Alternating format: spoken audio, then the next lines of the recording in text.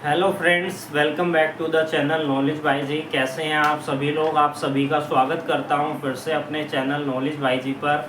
आज हम इस वीडियो के अंदर न्यू क्रिमिनल लॉज जो हमारे 1 जुलाई 2024 से लागू होने वाले हैं उसमें क्या नए बदलाव आए हैं, कौन कौन से नए क्रिमिनल एक्ट को शामिल किया गया है, इस वीडियो में इस पर चर्चा करने वाले हैं। इससे पहले मैं एक वीडियो और अपलोड कर चुका हूं इसी टॉपिक पर, जिसमें कि हमने भारतीय न्याय संहिता 2023 में किन चीज़ों को शामिल किया गया था, किन नए क्रिमिनल एक्ट को ऐड किया गया है, उसके बारे में चर्चा करी थी। और आज इस वीडियो में भारतीय न्याय सुरक्षा संहिता के अंदर कौन से नए क्रिमिनल एक्ट शामिल किए गए हैं, कौन सी प्रोसीडिंग जिसमें कि चेंज किया गया है, उसको समझने वाले हैं। तो सबसे पहले जो डिफरेंस जो है वो हमारा सेक्शन से रिलेटेड है। हमारे सीआरपीसी के अंदर टोटल सेक्शन कितने थे? 484 थे। और जो हमारा नया कानून है भारतीय नागरिक सुरक्षा संहिता, इसमें 531 सेक्शन जो है शामिल किए गए हैं। इसके अलावा इस नए क्रिमिनल लॉ के अंदर जो चेंज किया गया है वो चेंज किया गया है पुलिस कस्टडी के संबंध में। यानी कि पहले जब हम सीआरपीसी को पढ़ते थे तो उसमें 15 दिन के लिए पुलिस कस्टडी दी जाती थी। अब उसे इंक्रीज कर 19 डेज तक बढ़ा दिया गया है, 90 दिन तक बढ़ा दिया गया है। और ये केस टू केस डिपेंड करता है कि कौन से अपराध के लिए आपको दोषी ठहराया जा रहा है, उसमें आपको कितना डिटेंशन दिया जाएगा। तो यहाँ पर मैक्सिमम जो लिमिट कर दी गई है वो 90 दिन की कर दी गई है। बात करें इस नए क्रिमिनल लॉ को लाने का पर्पस क्या है, इसका पर्पस यही है कि टाइमली प्रोसीडिंग की जा सके। चाहे वो इन्वेस्टिगेशन की बात करें, इंक्वायरी की बात करें, पुलिस किसी चीज़ को सीज कर रही है, अरेस्ट किया जा रहा है, तो चार्जशीट फाइल कर रही है, तो ऐसे में एक समय सीमा के अंदर सारी कार्रवाई की जाए, ज़्यादा डिले ना किया जाए। इसलिए न्यू क्रिमिनल लॉज को लाया गया है और जिसमें मेंशन किया गया है टाइम के इतने इतने समय के अंदर आपको ये कार्य करना है। उसके बाद और चेंज आया है डिटेंशन से रिलेटेड, यानी कि अंडर ट्रायल अगर आपको डिटेंशन में रखा जाता है तो जब हम सीआरपीसी को पढ़ते हैं तो सीआरपीसी में आपको प्रोविज़न देखने को मिलेगा कि जब भी कोई अपराधी किसी अपराध को करता है और वो उस अपराध की जो मैक्सिमम पनिशमेंट है उसका आधा, यानी कि अगर उसे 6 साल की पनिशमेंट दी गई है तो 3 साल तक अगर वो इम्प्रिजमेंट के अंदर है, डिटेंशन के अंदर है, तो वो अपने पर्सनल बॉन्ड पर जो है बाहर आ सकता है। ये यहाँ पर राइट सीआरपीसी में दिया गया था।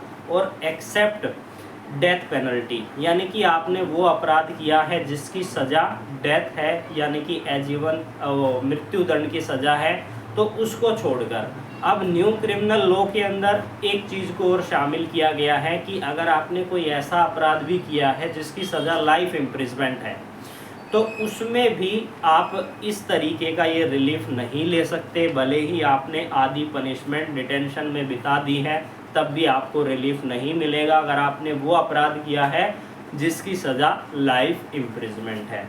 इसके बाद मेडिकल एग्जामिनेशन के संबंध में कुछ चेंजेस किए गए हैं। मेडिकल एग्जामिनेशन यानी कि पहले मेडिकल एग्जामिनेशन जो है सब इंस्पेक्टर अधिकारी करवा सकता था, लेकिन अब जो मेडिकल एग्जामिनेशन है कोई भी पुलिस ऑफिसर जो है मेडिकल एग्जामिनेशन करवा सकता है। चाहे रेप का केस क्यों ना हो, उसके अंदर भी कोई भी पुलिस अधिकारी जो है मेडिकल एग्जामिनेशन करा सकता है। बात की गई है फोरेंसिक इन्वेस्टिगेशन के संबंध में। फोरेंसिक इन्वेस्टिगेशन मैंडेटरी की गई है। अगर आपने कोई ऐसा अपराध किया है जिसकी सज़ा 7 साल तक है तो ऐसे में फोरेंसिक इन्वेस्टिगेशन करना मैंडेटरी होगा। इसके अलावा जब एविडेंस लिए जाते हैं तो ऐसे में एविडेंस किस रूप में लिए जा सकते हैं, किस चीज़ को एविडेंस के रूप में कंसीडर किया जाएगा। जब आप किसी स्टेटमेंट को देते हैं और वहाँ पर सिग्नेचर करते हैं, रिटर्न में कोई चीज़ देते हैं, साथ ही नए कानून में जो वॉइस सैंपल है उसको भी इंक्लूड किया गया है। अब बात कर लेते हैं कि टाइमली प्रोसीजर करने की भी बात की गई है न्यू क्रिमिनल लॉज के अंदर, कि अगर कोई भी विक्टिम है, रेप विक्टिम है, तो ऐसे में जो पुलिस अधिकारी है, जो उस केस का आईओ है, उसे जो है 7 दिन के अंदर जो है रिपोर्ट जो है सबमिट करनी होगी। ये समय सीमा निर्धारित की गई है। अगर फाइनल आर्ग्यूमेंट हो चुकी है, आर्ग्यूमेंट कंप्लीट हो चुकी है, और उसके बाद 30 दिन के अंदर जो है जजमेंट जो है डिलीवर्ड करनी होगी। लेकिन यहाँ पर एक्सेप्शन भी दिया गया है कि आपको 45 डेज का टाइम और दिया जा सकता है। और यदि सेशन कोर्ट के समक्ष ट्रायल चल रहा है तो आपको 90 दिन के अंदर जो है 90 दिन के अंदर इन्वेस्टिगेशन को कंप्लीट करना है। अदरवाइज आप 60 दिन के अंदर आपको इन्वेस्टिगेशन को कंप्लीट करना होगा। और विक्टिम के पास यह राइट है कि उसका प्रोसेस कहाँ तक पहुँचा है उसे पूछने का। बात करें अब जो न्यू क्रिमिनल लॉ है, उसमें कोर्ट की हायरार्की आपको देखने को नहीं मिलेगी, जो कि हम सीआरपीसी में देखते थे, क्लासिफिकेशन ऑफ मेट्रोपॉलिटन एरियाज और मेट्रोपॉलिटन मजिस्ट्रेट की। अब आपको वो भारतीय न्याय सुरक्षा संहिता 2023 में देखने को नहीं मिलेगी। और यहाँ पर हैंडकफ को यूज़ करने के संबंध में नया कानून बनाया गया है, जो कि पहले जजमेंट्स के अनुसार इसको जो है डीक्रिमिनलाइज कर दिया गया था, यानी कि उसको जो है बंद कर दिया गया था। लेकिन अब यहाँ पर BNSS में आपको देखने को मिलेगा कि बहुत कुछ वेरियस ऑफेंसेस है जिसमें कि आप पर हैंडकफ लगाया जा सकता है, हथकड़ी आप पर लगाई जा सकती है। और FIR के संबंध में नए बदलाव किए गए हैं। FIR के संबंध में क्या नए बदलाव किए गए हैं?